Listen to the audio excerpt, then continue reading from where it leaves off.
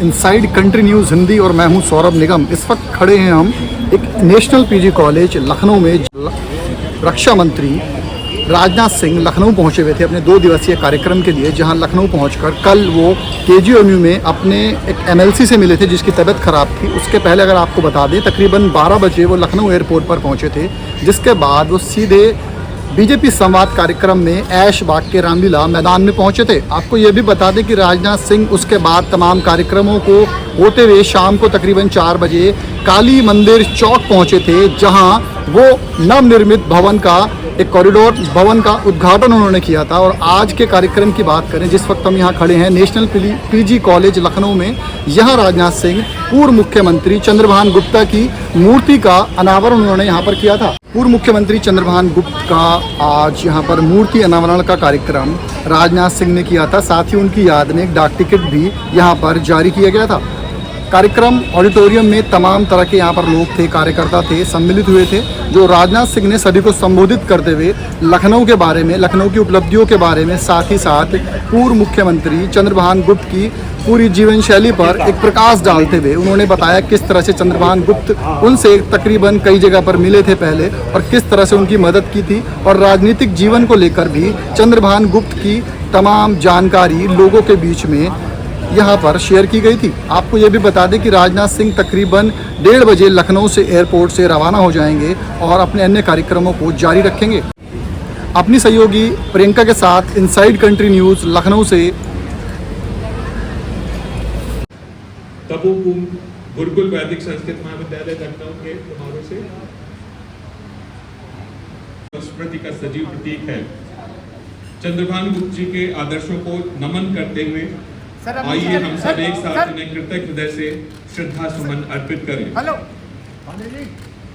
अब मैं निवेदन करूंगा दीप प्रज्वलन के लिए। भारतीय परंपरा में किसी शुभ आयोजन का आरंभ दीप प्रज्वलन एवं वैदिक स्वास्थ्य वाचन से किया जाना मंगलकारी माना गया है। यह न केवल प्रकाश रक्षा मंत्री जी एवं यहाँ उपस्थित सभी विशिष्ट जनों को फर्स्ट डे कवर का भी अनावरण साथ में हो रहा है।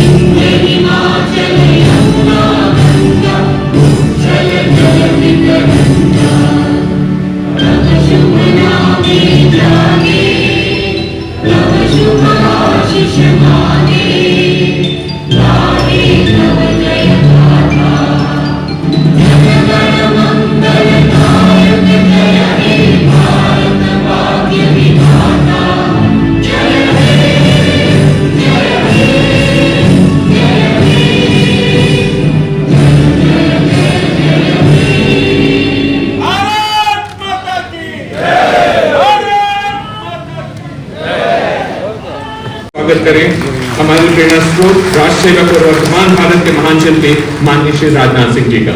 आगे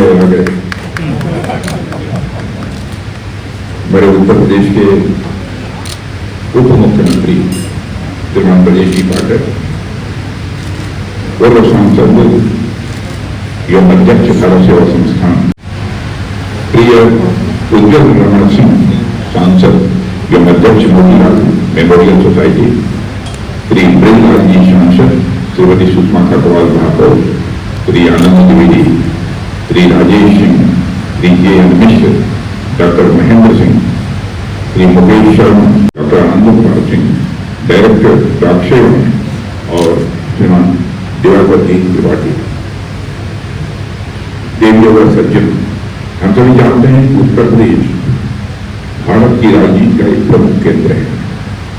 कहते हैं दिल्ली का रास्ता उत्तर प्रदेश से जाता है, कहते हैं, और यही वो भूमि है जिसने देश को उसका पहला प्रधानमंत्री दिया, और यही वह धरती है जहां से पहली महिला मुख्यमंत्री चुनी गई थी।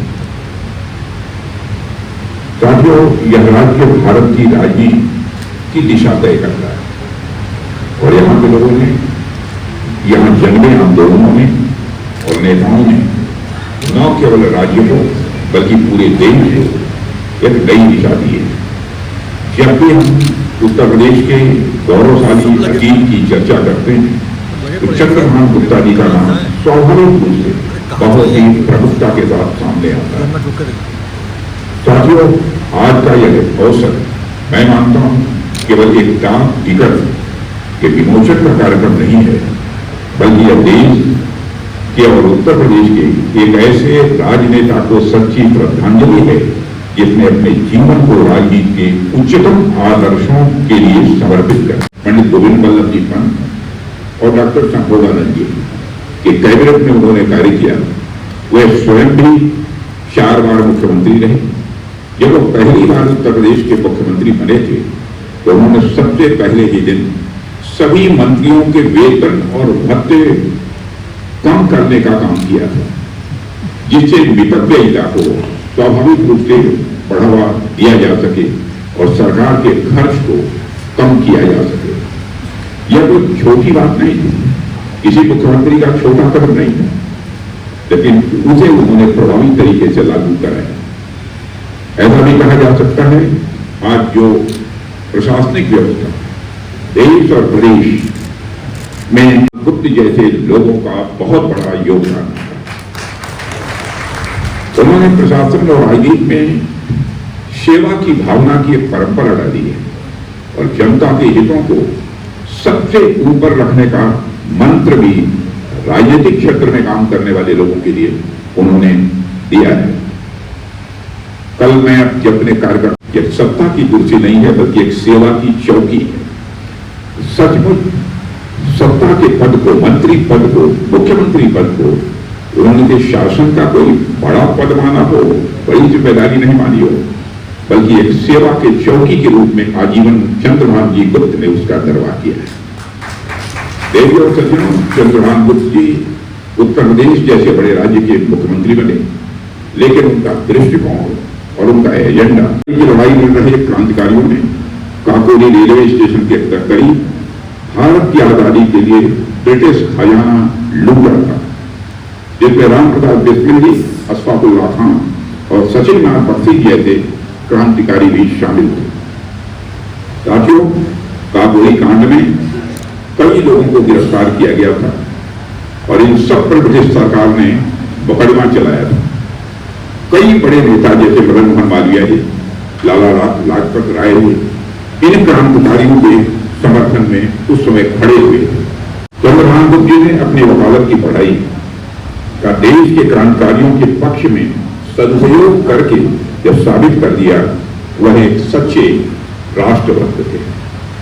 यह संयोग ही है कि इस साल काकोरी कांड की 100वीं वर्षगांठ भी मनाई गई है। आदरणीय ब्रिजेश पाठक जी, भारत सेवा संस्थान के अध्यक्ष आदरणीय डॉक्टर अशोक वाजपेयी जी, डॉक्टर महेंद्र नाथ सिंह जी, मुकेश शर्मा जी और जो लखनऊ की मेयर हैं सुषमा खरगवाल जी, राजेश सिंह जी जो महामंत्री हैं मोतीलाल मेमोरियल सोसाइटी, जय मिश्रा जी भारत सेवा संस्थान के महामंत्री और अन्य गणमान्य लोग जो मंच पर उपस्थित हैं और मोतीलाल मेमोरियल सोसाइटी के संस्थापक सदस्यगण, भारत सेवा संस्थान के संस्थापक सदस्यगण, सांसद आदरणीय डॉक्टर अशोक वाजपेयी जी, आदरणीय आनंद द्विवेदी जी, आदरणीय Rajesh Singh ji, chief post master general आदरणीय प्रभु कुमार जी, आदरणीय जयंत मिश्रा जी, डॉक्टर आनंद कुमार जी, लखनऊ के पुराने लोगों ने जो हम सबको बताया, जनमानस के संपर्क में रहते थे और विभिन्न संस्थाओं के माध्यम से निर्बल वर्ग की सेवा के लिए उन्होंने काम किया। शिक्षा क्षेत्र में आज भी संस्थाएं उनका कार्य को आगे बढ़ा रही है, चिकित्सा संस्थानों के रूप में आगे बढ़ा रही है। उज्ज्वल रमन जी से पहले आप पूज्य दाऊ जी गुप्ता जी उस काम को देखते थे, आदरणीय अशोक वाजपेयी जी देखते हैं, आदरणीय मिश्र जी देखते हैं और सब लोगों ने मिलजुल करके इन संस्थाओं को आगे बढ़ाने का काम किया है। हम सब जानते हैं जिस कॉलेज में हम आज इस कार्यक्रम का आयोजन कर रहे हैं, नेशनल पीजी कॉलेज लखनऊ विश्वविद्यालय से संबंध है। एक जमाने में यह कॉलेज उपेक्षा का शिकार था, लेकिन मुझे कहने में गर्व है आज ये विद्यालय लखनऊ विश्वविद्यालय से भी बेहतर शिक्षा का केंद्र बनकर के उभरा है। और यहाँ पर बच्चे जो प्रवेश लेते हैं वो अच्छी ढंग से शिक्षा ग्रहण करके अपने सामाजिक जीवन के साथ साथ उच्च शिक्षा के क्षेत्र में बाहर भी जाने का काम कर रहे हैं और अच्छे सेवाएं भी प्रदेश को देने का काम कर रहे हैं। मैं शिक्षा व्यवस्था से जुड़े सभी टीचर्स का, प्राचार्य जी का बहुत बहुत अभिनंदन करता हूं। उन्होंने बेहतर इस शिक्षा के केंद्र में इसे डेवलप करने का काम किया है। सभागार बनने के बाद और भी अच्छी सेवाएं कार्यक्रमों के माध्यम से हम सब कर पाएंगे। डाक टिकट जारी होने से हमारे दानदार विभाग ने बहुत अच्छा निर्णय लिया है। मैं ऐसे अवसर पर केंद्र सरकार को विशेष रूप से माननीय प्रधानमंत्री जी का आभार प्रकट करना चाहूंगा। प्रदेशवासियों की तरफ से उन्होंने पूज्य श्रद्धेय चंद्रभान गुप्त जी के नाम पर डाक टिकट का जारी करके बहुत अच्छा नेक निर्णय लिया है। सेवाओं के लिए पूरे प्रदेश में, पूरे देश में जाना जा रहा है और जितने प्रबुद्धजन बैठे हैं, हमें लगता है कि देश और विदेश की यात्राएं करने वाले ढेर सारे लोग हमारे समक्ष बैठे हैं। आज हमारे लखनऊ में कनेक्टिविटी के मामले में पूरे देश में नंबर 1 पर अगर कोई लखनऊ को मानता है तो लखनऊ को मानता है। दर्जनों की संख्या में फ्लाईओवर्स, आधा दर्जन अभी पाइपलाइन में है। कौन सोचता था लखनऊ को, जो पूज्य अटल बिहारी वाजपेयी जी का सपना था, श्री गुप्ता जी का सपना था, कौन पूरा करेगा? मैं आप सब प्रबुद्धजनों की तरफ से आदरणीय रक्षा मंत्री जी का हृदय से बहुत बहुत अभिनंदन करता हूं और आभार भी प्रकट करता हूं। सबसे बड़ी बात थी इतनी बड़ी संख्या में वाहनों का आवागमन, लाखों की संख्या में वाहन जिनको लखनऊ में नहीं आना है, हैवी वाहन, हैवी ट्रक, बसें आती थी। 105 किलोमीटर की पेरिफेरल रोड बना करके उस डीजल के धुएं से पर्यावरण को भी बचाने का काम किया और आने वाली पीढ़ियों को भी संदेश देने की कोशिश की। हमारा लखनऊ पूरे देश में, प्रदेश में नंबर 1 का लखनऊ बनेगा। इसलिए मैं रक्षा मंत्री जी का अभिनंदन करना चाहता हूं, आभार प्रकट करना चाहता हूं। आप सोचिए, ढेर सारे लोग हवाई यात्रा करने के लिए शहीद पथ का उपयोग करते हैं। शहीद पथ भी पूज्य अटल बिहारी वाजपेयी जी के मार्गदर्शन में आदरणीय रक्षा मंत्री जी ने बनवाने का काम किया था। अगर शहीद पथ न तो हवाई अड्डा जाना मुश्किल हो जाएगा, हमारी जहाजें छूट जाएगा। सच्चाई है कि नहीं, आप बताइए आप सब लोग। तो और सोचिए, आप केवल को ऐसा मिलेगा, वर्ल्ड क्लास हवाई अड्डा बनने का काम किया है। आपके पास में गोमती नगर का रेलवे स्टेशन है। गोमती नगर का रेलवे स्टेशन आप देखेंगे, अगर ट्रेन आपकी 10 बजे, आप जाकर के 6 बजे बैठ जाइए, सो जाइए, भोजन करिए। बेहतर व्यवस्था वर्ल्ड क्लास आपको गोमती नगर रेलवे स्टेशन भी मिलेगी। चारबाग का रेलवे स्टेशन पहले एक ही तरफ आपको मिलता था railway station. Anand Nagar side में केवल चढ़ने उतरने की व्यवस्था तो थी, लेकिन कोई भी रेलवे स्टेशन टिकट नहीं मिलते थे, कोई भी व्यवस्था फैसिलिटी रेलवे की तरफ से नहीं थी। अब आनंद नगर साइड का भी रेलवे स्टेशन बेहतर से बेहतर बनाने का काम किया है। शहर में जितने भी हमारे रेलवे स्टेशन हैं बेहतर से बेहतर बन रहे हैं और ये सब संभव माननीय रक्षा मंत्री जी के अथक प्रयासों से हो पाया। ब्रिजेज बन रहे, ये मैं कह सकता हूं कि ये मार्ग लखनऊ की जीवनदायिनी मार्ग बनेगी। हम पैरेलल गोमती के जाएंगे और इसको कॉरिडोर की तरह इस्तेमाल करेंगे पूरे लखनऊ को। अभी केवल एक रोड पर पूरा लोड है, दूसरा पैरेलल मार्ग, वो भी 4 वे ट्रैक बन रहा है। ये सब आदरणीय रक्षा मंत्री जी की सोच का परिणाम है।